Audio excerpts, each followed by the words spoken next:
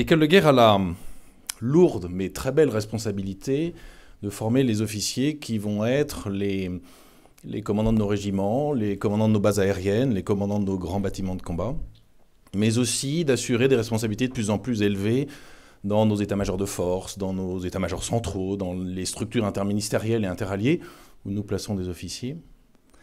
Et c'est une lourde responsabilité, d'autant plus que ces officiers sont, à plus d'un titre, extrêmement intéressants. D'abord, les officiers qui sont aujourd'hui à l'école de guerre, les hommes et les femmes qui y sont stagiaires, ce sont les hommes et les femmes de la génération du 11 septembre 2001. Ils ont, pour la plupart d'entre eux, connu la poussière et les combats de l'Afghanistan et du Sahel. Ils ont commandé nos sous-marins nucléaires, ils ont commandé nos flottilles et nos escadrons de Rafale. Et puis en outre, ils sont sursélectionnés parmi une population d'officiers qui est déjà très sélectionnée. Donc c'est une population intéressante, exigeante.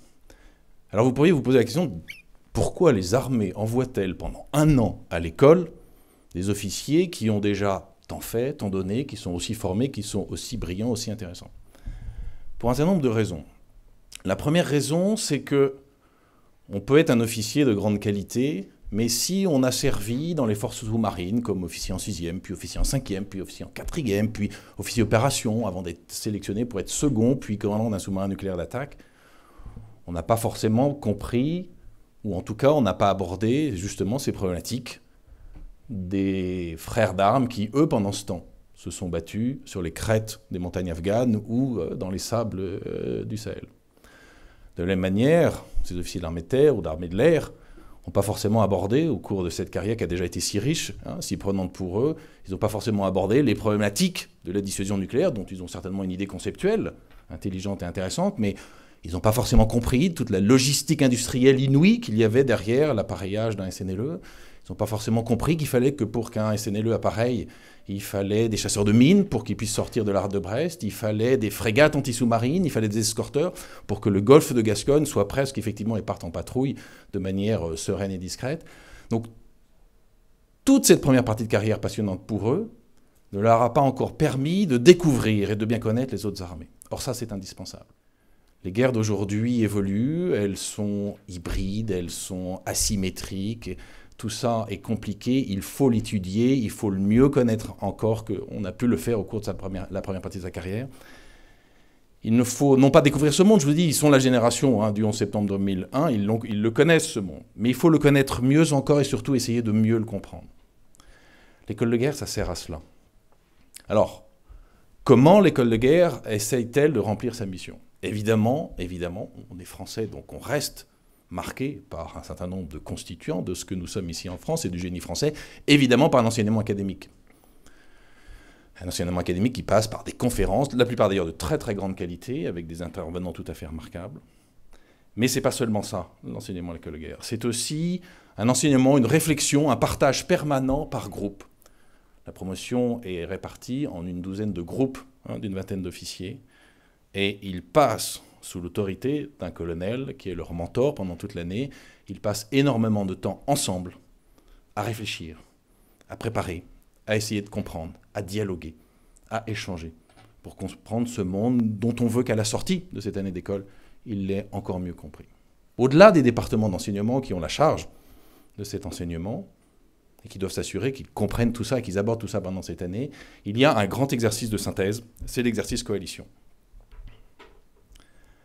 Coalition, le premier but, c'est évidemment un exercice pour que ces 227 officiers, et je reviendrai sur la constitution de cette promotion, puissent connaître, comprendre et être capables d'appliquer la planification militaire. Les opérations militaires se planifient. Et elles se planifient à travers un processus complexe, compliqué, qui n'est pas d'ailleurs un processus français, c'est le processus de l'OTAN, et l'ensemble des pays avec lesquels nous intervenons travaillent de la même manière. Ce processus, il faut l'apprendre. Et pour s'assurer à la fois qu'ils ont compris, et surtout les faire véritablement jouer, les faire passer d'un rôle d'élève à un rôle d'acteur, Coalition sert à ça, et c'est son premier rôle. Mais en fait, ce n'est pas le plus important. Le plus important, c'est de leur permettre, justement, dès l'école, dès cette année d'école, de découvrir la réalité et la complexité du monde, et de découvrir, parce que ça n'est pas qu'une notion théorique et conceptuelle, et de découvrir l'ensemble des acteurs qui constituent le monde, et avec qui ensuite ils vont être appelés à travailler.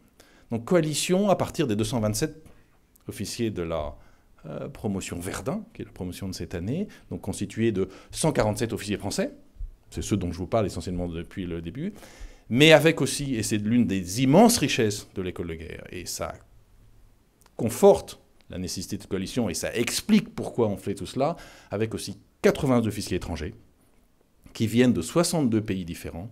Et donc, ces 227 officiers, 147 français, 80 étrangers, sont rejoints pour coalition par beaucoup de monde, puisque coalition, c'est entre 500 et 600 personnes, 600 joueurs. Donc d'abord, ils sont rejoints par 57 officiers des 17 écoles de guerre étrangères. Et puis, ils sont rejoints par des diplomates. Pour la première fois cette année, l'école du Quai d'Orsay, l'IDC, l'Institut diplomatique et consulaire, débute sa formation par l'exercice coalition. Donc il y a à peu près 70 diplomates qui viennent, pendant ces journées, ces semaines de coalition, travailler avec nos officiers. Et puis il y a une école de journalistes. Il y a à peu près 80 jeunes journalistes qui sont là aussi. Tous les niveaux politiques, stratégiques, opératifs et tactiques sont joués. Et ils interfèrent tous avec l'ensemble des acteurs, les diplomates, les ONG. Les ONG sont représentées par le CICR, l'Université américaine de Paris, et une autre école qui s'appelle le CEDS, le Centre d'études diplomatiques et stratégiques, les médias. Et donc en permanence, et pendant à peu près un mois, tout ceci travaille, étudie, réfléchit et joue ensemble.